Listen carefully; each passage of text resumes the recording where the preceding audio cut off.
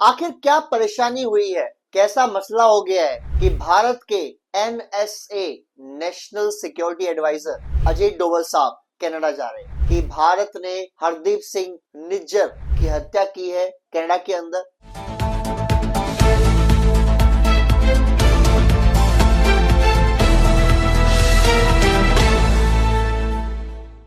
Hello friends, आखिर क्या परेशानी हुई है, कैसा मसला हो गया है कि भारत के NSA national security adviser Ajay Doval साहब कनाडा जा रहे हैं। इसके पीछे क्या वो पुरानी परेशानी है जो जस्टिन ट्रूडो कनाडा के एक्स प्राइम मिनिस्टर क्लेम कर रहे थे अपनी संसद में कि भारत ने हरदीप सिंह निज्जर की हत्या की है कनाडा के अंदर, और वो जो संसद में पीठ तालियां पड़ रही थी कि हम भारत के खिलाफ एक्शन लेंगे और भारत को ये सब नहीं करना चाहिए, हम कनाडा एक सोवरेन कंट्री है वगैरह वगैरह वगैरह। यार वो जा रहे हैं मार्क केनी जो अभी के प्रधानमंत्री हैं कनाडा के, और साफ बोला है कि भारत एक उभरती अर्थव्यवस्था है, उभरती सुपर पावर है, और कोई भी देश जो भारत से इस समय व्यापार नहीं कर रहा, जो भारत से खुद को जोड़ नहीं रहा, वो आने वाले टाइम में खुद को असहज महसूस करेगा, छूटा हुआ महसूस करेगा।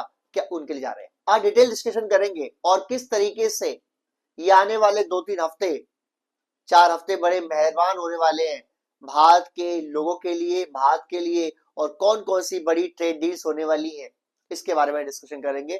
और ट्रंप चाचा जो अमेरिका के राष्ट्रपति है वो किस तरीके से इसके पीछे है, वो किस तरीके से इसको कंडक्ट कर रहे हैं उसके बारे में बात करें। सबसे पहली बात, जैसे ही डोनाल्ड ट्रंप ने ऑफिस लिया इस बार प्रेसिडेंट का, सेकेंड टाइम वो बने प्रेसिडेंट ऑफ अमेरिका, उन्होंने 4 काम करे। पहला काम, दोस्तों को धमकाओ, डराओ, परेशान करो। दूसरा काम, क्योंकि वो खुद डरपोक है, दुश्मनों से भीगे चूहे की तरह बात करता है, पुतिन से और शी जिनपिंग से ऐसे थर-थर कांपता है, तो उनसे मत बोलो, उनसे मत उलझो। और तीसरा काम उसने करा कि जहां दिक्कत लगे टैरिफ ठोक दो, क्योंकि उसको पता है अमेरिका बहुत बड़ा मार्केट है, हर देश को अमेरिका मार्केट चाहिए, तो अगर चाहिए तो टैरिफ घुसा दो, तो जैसे ही टैरिफ होगा तो उस देश के अंदर वैसे ही दिक्कत शुरू हो जाएगी।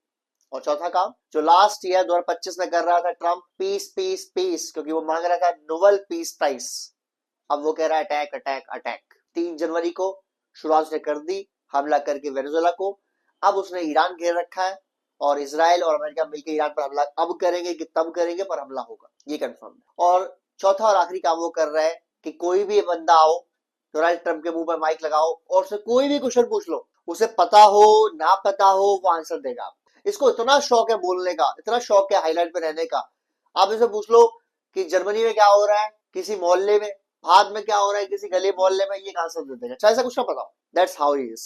लेकिन ये एक काम बढ़िया कर रहा है, ये अपने खिलाफ खुद, यानी अमेरिका के खिलाफ खुद देशों को खड़ा कर रहा है, और दुश्मन तो पहले से ही खड़े थे इसके खिलाफ, जैसे कि रशिया है, चाइना है और कंट्रीज है, लेकिन जो इसके दोस्त थे, यूरोपियन यूनियन, कनाडा, भारत, ये उनको भी इकट्ठा कर रहा है कि आओ मेरे अगेंस्ट खड़े हो जाओ। और उसका प्राइम एग्जांपल आपने देख लिया कि अभी 2 दिन पहले, बल्कि कल के रोज ही, भारत और कनाडा के भारत और यूरोपियन यूनियन के अंदर किस तरीके से ट्रेड डील हुई है। एक एफटीए साइन हुआ है, फ्री ट्रेड एग्रीमेंट साइन हुई है, और यूरोपियन यूनियन लीडर्स के वर्ड्स में अगर बोलूं तो उर्सुला वॉन डर लायन ने बोला कि ये मदर ऑफ ऑल डील्स है। भारत के प्रधानमंत्री ने बोला कि इतिहास में भारत ने आज तक इससे बड़ी कोई ट्रेड डील साइन ही नहीं की है, ये इतनी बड़ी ट्रेड डील है। और यूरोपियन यूनियन कोई एक देश नहीं है, 27 देशों का एक कनेक्शन है, एक ग्रुप है, यानी भारत ने एक साथ 27 देशों से फ्री ट्रेड एग्रीमेंट कर ली है, जो भारत के बिजनेसमैन को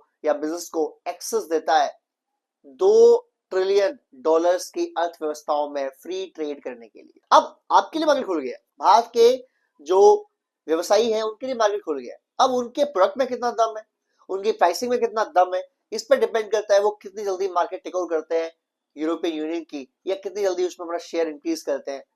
लेकिन भारत की सरकार ने अपना काम कर दिया। As far as government is concern, they have done tremendous work. दूसरी तरफ अगर देखें, जो कनाडा के प्राइम मिनिस्टर हैं मार्क केनी, ये भाई मार्च के पहले हफ्ते में भारत आ सकते हैं, मे बी सेकेंड वीक आ जाए, और ये बड़े ईगर है, बड़े उत्सुक है भारत से ट्रेड डील साइन करने के लिए, क्योंकि यूरोपियन यूनियन पे जो डंडा चलाया डोनाल्ड ट्रंप ने, ग्रीनलैंड मांग के, फिर टैरिफ लगा के, हालांकि लगाया नहीं, हटा दिया, धमकियां दे दे के, तो यूरोपियन यूनियन चाहता है कि भारत उनके साथ रहे। क्योंकि मैंने कल एक वीडियो बनाया था पूरे डिटेल में, अगर आपने नहीं देखा तो प्लीज जाके देखिए।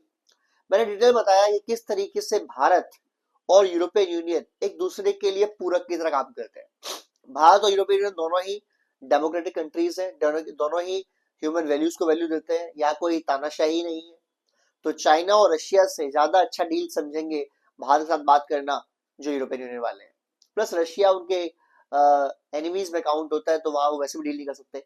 चाइना वो देखते हैं नेक्स्ट एनिमी, और अमेरिका जो उनका दोस्त था अब दोस्त दोस्त रहा नहीं, तो बचा एक भारत। भारत ने जो बोला कि भाई ये डील बहुत बड़ी है, ये आज तक की सबसे बड़ी डील है, और यूरोपियन यूनियन के लीडर्स ने बोला जो मर्सिला वेंडरलैंड थी और जो एंटोनियो कोस्टा थे, कि भाई जो भारत है जब ये ग्रो करता है, जब तरक्की करेगा, तो ये दुनिया को स्टेबिलिटी देता है, क्योंकि भारत खुद स्टेबल जब बनेगा, डेमोक्रेटिक जब कंट्री स्टेबल होगी, जब डेमोक्रेटिक कंट्री सुपर पावर होगी, तो दुनिया में सुपर पावर एक ऐसी कंट्री होगी जो डेमोक्रेसी मेंटेन करती है, यानी सबकी सुनेगी भविष्य में भी। तो ये डील सबके लिए बहुत बढ़िया है, और भारत जितना तरक्की करेगा उतना यूरोपियन यूनियन के लिए अच्छा होगा। हालांकि इस डील से बहुत मिर्ची लगी चाइना को, पाकिस्तान को, बट ठीक है, उनके जलनी जरूरी है। अब कनाडा, क्योंकि वो तो यूरोपियन यूनियन का पार्ट नहीं है, लेकिन उन्होंने काफी जगह शो किया कि वो यूरोपियन यूनियन के साथ हैं।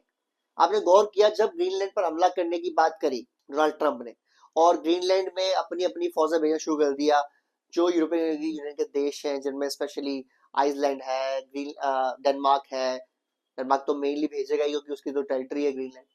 यूके है, जर्मनी है, फ्रांस है, स्वीडन है, इटली है।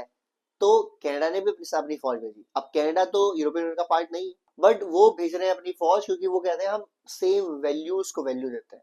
यानी हम नहीं चाहते कि किसी भी देश की जमीन को कोई दूसरा देश आके कंट्रोल करे या सीधा मांग ले। क्या जब्ती कर लिया हो गया ना, मांग के आपने इसे छीन लिया या आपने फौज भेज कब्जा कर लिया, तो बात तो वही। तो कनाडा चाहता है कि जिस तरीके से यूरोपियन यूनियन ने डील साइन करी है भारत के साथ, कनाडा को भी पीछे नहीं रहना चाहिए, कनाडा को भी ज्वाइन करना चाहिए, बिकॉज कनाडा के ऊपर भी 25% टैरिफ लगा हुआ है। अब प्रॉब्लम क्या है कि पिछले 70-80 साल, बल्कि 100 साल, कनाडा ने बहुत फायदा उठाया अमेरिका के पड़ोसी होने का, अमेरिका के दोस्त होने का।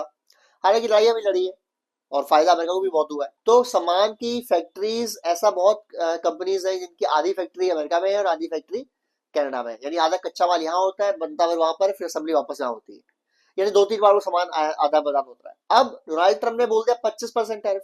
अब कनाडा के अंदर तो 80% बिजनेस है जो बनते ही अमेरिका में है या असेंबली लाइन अमेरिका में है। तो अगर उनको 25% टैरिफ लगाना होगा या देना होगा, तो सामान तो महंगा हो गया। तो जो उनके कॉम्पिटिटर्स है, अमेरिकन कॉम्पिटिशन हो या और कोई कॉम्पिटिशन हो, वो तो उनसे बढ़िया वैल्यू पे प्राइस बेच सकते हैं। तो इनके माल की डिमांड घटेगी। जब घटेगी तो जॉब जो प्रोवाइड करते हैं कनाडा के लोगों को, वो तो कर नहीं पाएंगे। तो ये बड़े परेशान है, और ये कनाडा की गवर्नमेंट को बोल रहे हैं कि भाई यार, हमको कोई दूसरा वो बिजनेस पकड़ाओ, कोई और ऐसा देश पकड़ो जहां हम ये काम कर सके, क्योंकि अमेरिका के साथ बिजनेस करना अब आसान नहीं रहा। अमेरिकन वो नहीं रहे जो ये थे। ठीक है, कनाडा भी चाहता है और भारत भी चाहता है। जो भारत के हरदीप सिंह पुरी साहब है, जो हमारे ऑयल एंड गैस वगैरह के मंत्रालय के मंत्री हैं, उनकी काफी डीप बातचीत चल रही है कनाडा के अंदर। कनाडा चाहता है कि वहां से ऑयल एंड गैस निकले, भारत आए, भाई भारत में वो रिफाइन हो, क्लियर हो, फिर वापस वो कनाडा जाए या और देशों में जाए, बिके, कोई दिक्कत नहीं है। मे बी यूरोपियन यूनियन चला जाए, क्योंकि रशिया का जो ऑयल आता था भारत में, जो बंद हुआ अभी, जिसको कंट्रोल करने के लिए सैंक्शन लगाए डोनाल्ड ट्रंप ने, तो वो ऑयल भारत देता था रशिया से और रिफाइन करके बेचता था यूरोपियन यूनियन को। अब यूरोपियन यूनियन को कुछ बेच रहा है, बेचने वाला हमारा सामान नहीं है इस समय ऑयल के केस में देखा जाए तो कनाडा कह रहा है हमारा ऑयल ले लो और इसे रिफाइन करके बेच दो आप यूरोपियन, हम भी फायदे में हैं। और ऐसी कई सारी चीजें हैं जो कनाडा चाहता है कि भारत की जो सस्ती चीजें हैं भारत में बन जाए और वहां से फिर कनाडा चली जाए। जैसे कि एप्पल हो गया, एप्पल के फोन्स हो गए, इलेक्ट्रिक और डिवाइस हो गए, टीवीज हो गए, फैन, एसी वगैरह हो गए। ऑयल गैस की रिफाइनरी इंडिया में बहुत अच्छी अच्छी है, तो यहाँ से रिफाइन होकर वापस चला जाए, ये एक बहुत बड़ा बिजनेस हो गया। तो ये काफी सारी चीजें बात चल रही है। एक प्रॉब्लम यहाँ पर ये भी है कि जो खालिस्तानी समर्थक हैं, जो अक्सर कनाडा के अंदर जो भारतीय कॉन्सुलेट्स हैं, जो एम्बेसी वहां जाके प्रदर्शन करते हैं और नारेबाजी करते हैं, एनएस से चिंतित है इस बारे में। जो अजीत डोभाल साहब है, वो चाहते हैं कि ये सब ड्रामेबाजी बंद हो और ये फंडेड चीजें होती है। कोई ऐसा कोई खाली आदमी है कि रोज पहुंच जाए डंडा लेके कि जी करो, नहीं होता। आप में से कितने लोग हैं जो अपनी रोजी रोटी काम धंधा छोड़ के पहुंच जाए और ये करें कि यार ये करो, कोई नहीं करेगा। बिकॉज हर एक को भी जॉब करनी है, काम करना, धंधा करना है। बट लेकिन फंडिंग अगर आ रही तो क्या दिक्कत है, उनका धंधा ही वही है कि पैसे मिल रहे हैं बैठने के। तो एनएस अजीत डोभाल साहब जा रहे हैं, और जो गलतियां जस्टिन ट्रूडो ने की थी भारत साथ नेगोशिएशन में, भारत साथ खिलाफ एक्शन लेने में, क्योंकि उसे लगता था कि जो भी बोल ले भारत के खिलाफ पीछे अमेरिका खड़ा हुआ है। अब ऐसा नहीं होगा, अब ऐसा नहीं होगा। तो मार्क कैनी चाहते हैं भारत से रिश्ते और बेहतर किए जाए, बिजनेस डील की जाए, और यूरोपियन यूनियन से जैसे भारत ने बिजनेस अपना बढ़ा लिया है, वैसे ही भारत को हम भी सपोर्ट करें, पावर दें और भारत फिर आगे ग्रो करे। जय हिंद, जय भारत।